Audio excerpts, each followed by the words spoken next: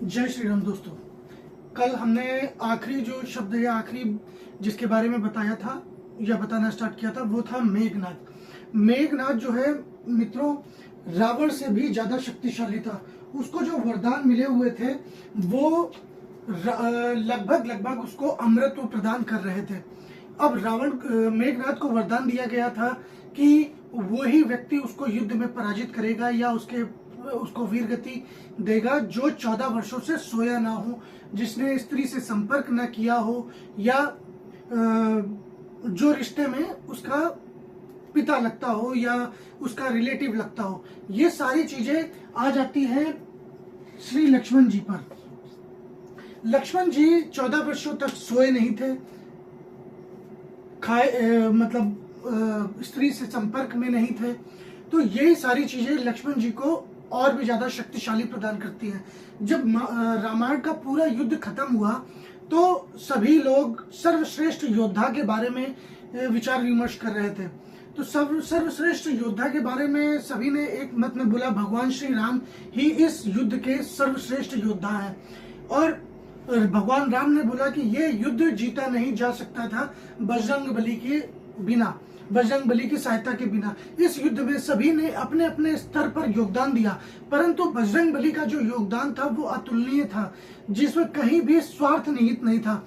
लेकिन वहीं दूर एक व्यक्ति खड़े थे या उनके भाई खड़े थे जिन्होंने कुछ भी नहीं बोला, जो अपने बड़े भाई राम को ही श्रेष्ठ मानते थे।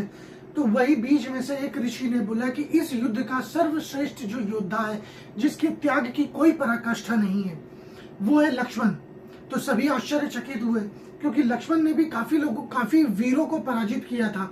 तब उन्होंने लक्ष्मण की महत्ता या लक्ष्मण की महानता को परिभाषित करने का प्रयास किया। उन्होंने बताया कि ये आपका भाई लक्ष्मण 14 वर्षों से सोया नहीं है और आपने जब भी इसको कुछ खाने के लिए दिया या कुछ कुछ दिया, इन्होंने खाया नहीं है। तब भगवान राम को बहुत ज्यादा आश्चर्य हुआ। तो उन्होंने लक्ष्मण की तरफ देख के बोला कि लक्ष्मण तुम खाए कैसे नहीं, तुम सोए कैसे नहीं, ऐसा कैसे हो सकता है। तब लक्ष्मण ने बताया कि भैया जब हम वन की तरफ प्रस्थान कर रहे थे तब माता सुमित्रा ने मुझसे कहा था कि जब भी भैया सोने जाएं, कुटिया में विश्राम करने जाएं, तुम बाहर प्रहरी बनकर रक्षण करना और दिव्य भगवान की सेवा करना, भैया की सेवा करना, तो और भैया के हर आज्ञा का पालन करना। तो प्रभु बोले कि चलो ठीक है, एक बार मान लिया कि तुमने 14 वर्षों तक नींद नहीं ली, लेकिन ये कैसे पॉसिबल है कि तुमने कुछ भी खाया नहीं।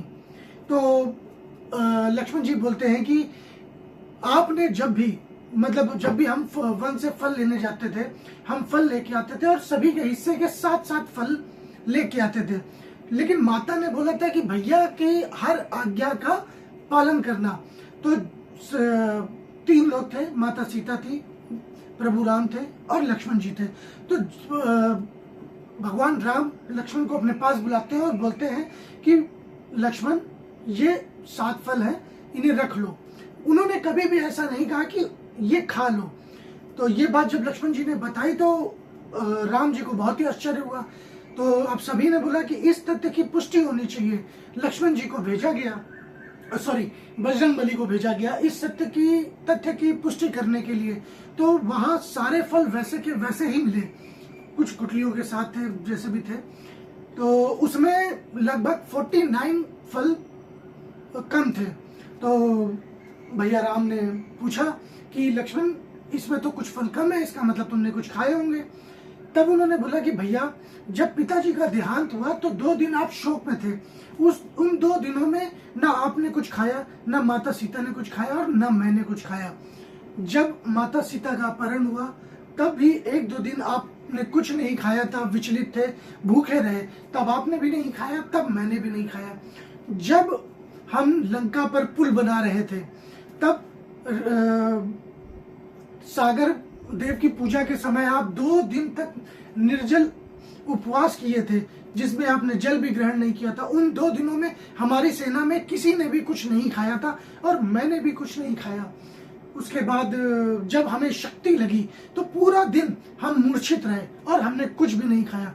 तब सभी ने सर्वसम्मति से माना कि रामायण के युद्ध में, सत्य और असत्य के युद्ध में, धर्म और अधर्म के युद्ध में लक्ष्मण जी जैसा योद्धा कोई भी नहीं था। ये था हमारा मतलब, ये हमारे धर्म की एक परिभाषा है, धर्म की व्याख्या है, हमारे सनातन संस्कृति की एक पराकाष्ठा है, जिसमें एक भाई अपने भाई के लिए सब कुछ छोड़ देता है। एक भाई अपने भाई की आज्ञा का इस कदर पालन करता है कि भाई ने जब तक खाने के लिए नहीं बोला है तब तक कुछ नहीं खाया। और आज का समय क्या है, कलयुग अपने चरम पर है, जहाँ भाई भाई का नहीं है, माता पुत्र की नहीं है, लोग एक दूसरे के लिए एक दूसरे से संपत्ति को छीनने के लिए इतना ज्यादा व्याकुल है कि गला काट दे, एक अंगूठी ना छीन पाने के लिए उंगली काट दे, चेन छीनने के लिए गला काट दे। आज अगर आप देखेंगे तो भगवान राम, लक्ष्मण, ये सभी योद्धा थे, एक वीर थे, सैनिक थे, क्षत्रिय थे। आज हमारे देश में योद्धाओं का क्या हाल है? सभी उनसे सब कुछ चाहते हैं, सुरक्षा चाहते हैं, परंतु क्या कोई उन्हें ट्रेन में सीट्स देता है? यदि उनकी रिजर्वेशन कंफर्म ना हो तो क्या उन्हें कोई बैठने देता है अपनी सीट पर? कभी भी नहीं।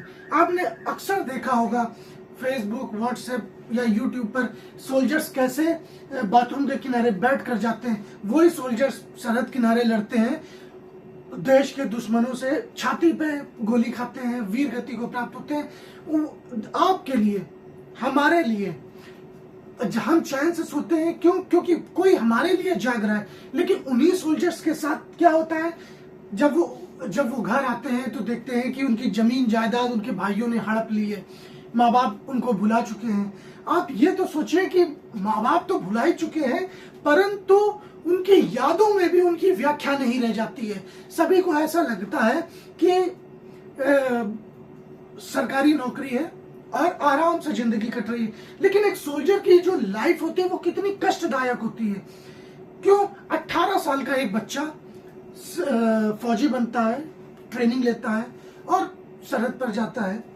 कुछ लोग इंटरनल भी पोस्टिंग होते हैं, लेकिन ऐसा नहीं है कि हमेशा वो आराम करते रहते हैं। उनको अलग अलग तरीके से प्रेशराइज किया जाता है, टॉर्चर किया जाता है, ताकि वो अपने शरीर को और भी ज्यादा मजबूत हों। हमारे अपने बंदे जब हमें टॉर्चर करते हैं तो उनकी एक सीमा होती है। क्यों करते हैं? ताकि यदि आप सरहद पार पकड़े जाएं या सरहद पर पकड़े जाएं या पीओडब्ल्यूज बने तो शत्रुओं के टॉर्चर से आपका शरीर ना टूटे, आपकी मन, आत्मा और शरीर तीनों स्ट्रांग रहे। इसीलिए सोल्जर्स इतने ज्यादा प्रेशर से गुजरते हैं, लेकिन वो कभी अपने घर वालों को नहीं बताते हैं, कभी अपनी पीड़ा को नहीं बताते हैं कि अब मेरे साथ क्या हुआ, या मेरी चोट लग गई, आज मेरी तबीयत खराब है, आज मैंने खाना नहीं खाया, आज मैं उदास हूं। ये सारी चीजें किसी को नहीं पता रहती हैं। एक सोल्जर की लाइफ क्या होती है? 6 महीने में एक बार छुट्टी आता है। छुट्टी में 18, 20 दिन, 30 दिन जो वो रहता है, जैसे छोड़ के जाता है, अपने मित्रों से मिलता है, अपने भाई बहनों से मिलता है, माता पिता से मिलता है, बच्चों से मिलता है, और जब वो अपनी फैमिली को छोड़ के जाता है, वो 6 महीने उन्हीं 1 महीने 20 दिन की यादों में गुजारता है। उस 20 दिन की यादों का असर उसको 6 महीने तक रहता है, और जब वो आता है तब उसके लिए वो 6 महीने गायब हो चुके होते हैं, और वापस वो वही 31वें दिन से स्टार्ट करता है कि जैसे कल ही वो वहां था।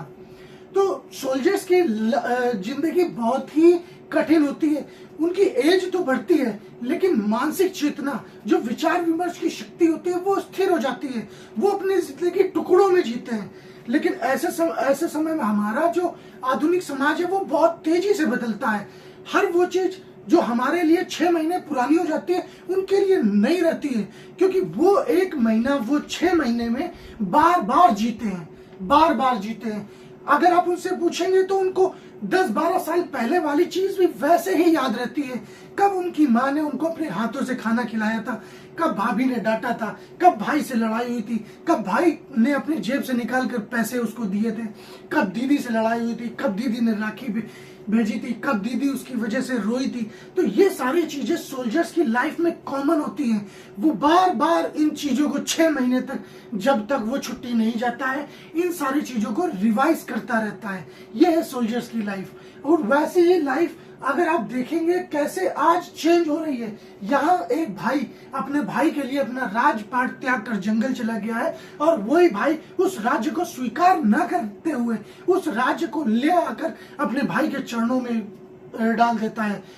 और वो भाई क्या करता है, राज्य स्वीकार करने से मना कर देता है। और फिर भाई क्या करता है, उसके अपने बड़े भाई के चरण पादुकाओं को अपने सर पे रखकर वापस अपने राज्य अयोध्या जाता है और सिंहासन ग्रहण नहीं करता, एक कार्यवाहक राजा के रूप में कार्य करता है और वचन लेता है कि 14 वर्षों तक ये राज्य आपके चरण पादुकाओं के हिसाब से ही चलेगा, राजा आप ही माने जाएंगे। वही अगर आप भगवान कृष्ण की बात देखें तो हम कृष्ण की बात अगले अध्याय में करेंगे।